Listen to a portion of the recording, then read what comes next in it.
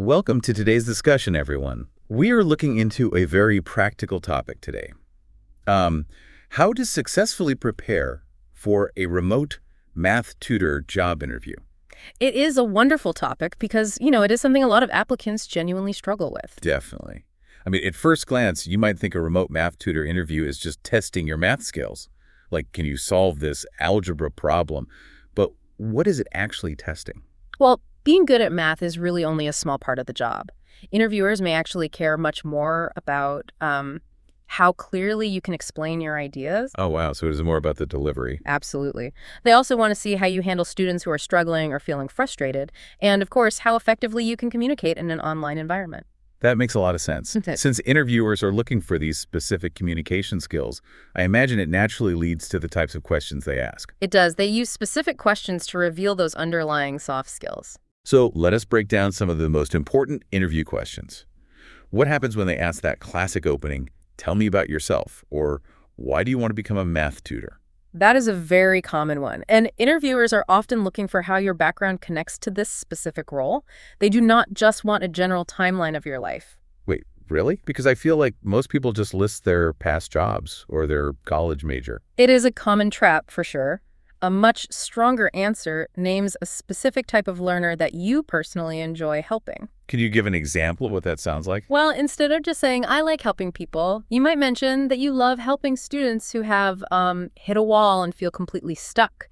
You enjoy giving them a new way to see the problem. I love that. It shows genuine motivation. It really does. It tells the interviewer you understand the daily challenges of the job. Let us move to another common question. What experience do you have teaching or tutoring math? What if the applicant has never had a paid tutoring job before? That is a great question.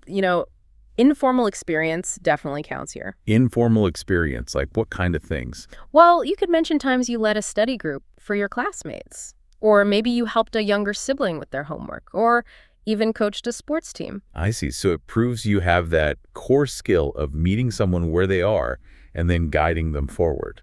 Precisely. It is about the ability to guide, not just the official job title. Moving on, how about these two questions?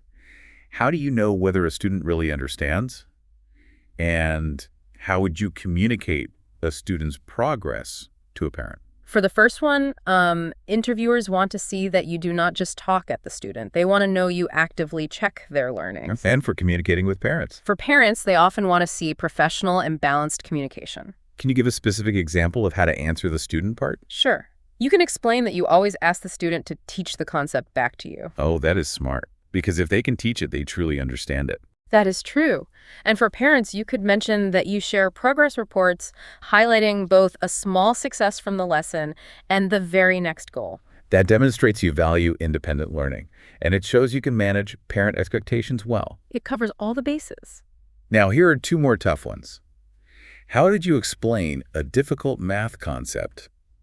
And what would you do if a student kept making the same mistake? What's fascinating here is that interviewers want to see your diagnostic process. Your diagnostic process. What do you mean by that? Well, do you just correct the error and move on, or do you try to figure out why the error happened in the first place? How do you explain that to an interviewer? You can say you would ask the student to read the problem aloud, or have them explain their reasoning step by step, to find the exact point of confusion. Rather than just giving them the correct formula right away, Yeah, that prevents the student from repeating the error in the future. absolutely.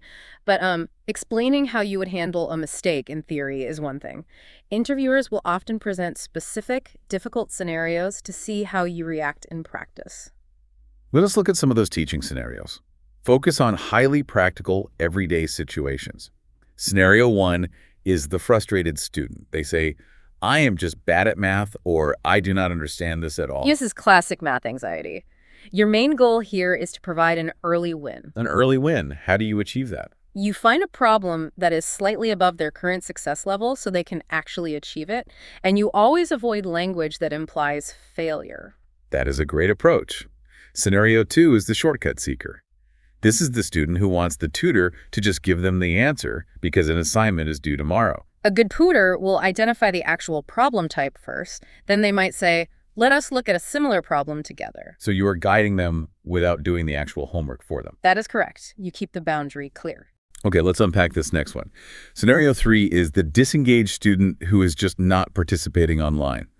I feel like instead of using abstract numbers, a tutor could change the explanation by using real-life items, like using pizza slices or breaking apart a chocolate bar to explain fractions. That brings the problem into the real world. That is a wonderful strategy. Using everyday items makes it very concrete for them. Are there other ways to engage them? I would add that breaking the problem into much smaller steps is vital, and asking guiding questions along the way. So they have to answer you to move forward. Yes, it forces the student to engage actively. Scenario 4 is the impatient parent, the one who expects very fast improvement from their child.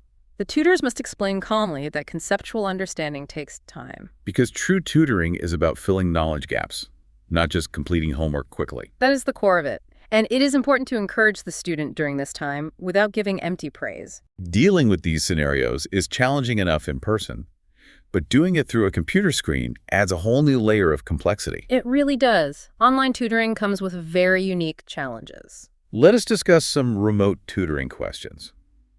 How should a candidate talk about virtual tools? You should definitely discuss how to use virtual whiteboards and screen sharing. It is vital that the student can see the process in real time, not just the final answer. But how do you stop the tutor from doing all the talking during a screen share? A great strategy is having the student write on the shared whiteboard themselves. Oh, so they are physically interacting with the digital space. Yes, it keeps them active. And it allows the tutor to visibly check if they are following along. Interviewers might also ask about handling technical problems, I imagine. They frequently do. A strong answer involves staying calm and having a clear backup plan. Like just refreshing the web page? Or switching to audio only if the video lags. The key is keeping the student's momentum going despite the tech issues.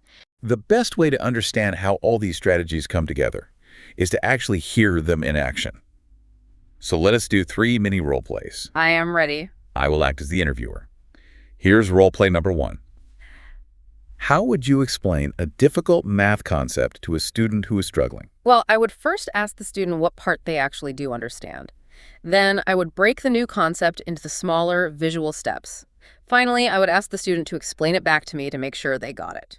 That answer was very effective. It showed a clear process and focused on diagnosing the issue. Ready for role play 2? Let us do it. What would you do if a student became frustrated and said they were bad at math? I would validate their feelings first and reassure them that the topic is genuinely hard. Then I would step back to a simpler problem to give them a quick win and rebuild their confidence. Excellent. That answer worked well because it was supportive, and it offered a practical strategy rather than just empty encouragement. Thank you. Final role play. How would you keep a student engaged during an online math tutoring session? I typically use a shared virtual whiteboard where the student has to draw the next step. I also try to use real-world examples related to their interests to keep their attention focused. I like that a lot. Yeah. It was strong because you gave concrete examples of digital tools. You know, while these role plays sound smooth, it takes a bit of preparation to deliver them naturally in a real interview. So what does this all mean for our listeners? How can they make their answers stronger? First, use specific examples from your past experiences whenever possible. And I assume you should explain your reasoning too. Absolutely. Interviewers want to know why you chose a certain teaching method, not just the final outcome. What about dealing with different types of learners? You should definitely show how you adapt to different students, like visual versus auditory learners. And I imagine you should keep your answers focused. Do not talk for too long. Yes, keeping it concise is key. Also, practice explaining complex math in simple, everyday language. I suggest our listeners prepare 2 or 3 versatile stories from their own experience before the interview begins. That is a wonderful tip. I also highly recommend recording yourself answering questions out loud. Oh, to check how you sound. Yes, it is a great way to check your speaking speed and clarity. It helps ensure you sound friendly and professional. That brings us to our final action step for you today. Choose 3 questions we covered in this discussion. Record yourself answering them out loud, and then listen back to improve your delivery and clarity. If we connect this to the bigger picture, an interview is not just a test of your skills. It is your very first opportunity to tutor the interviewer. That is a fascinating way to look at it. If you can explain your own teaching methods clearly and engagingly, you are already proving you can do the job. Thank you so much for exploring this with us today.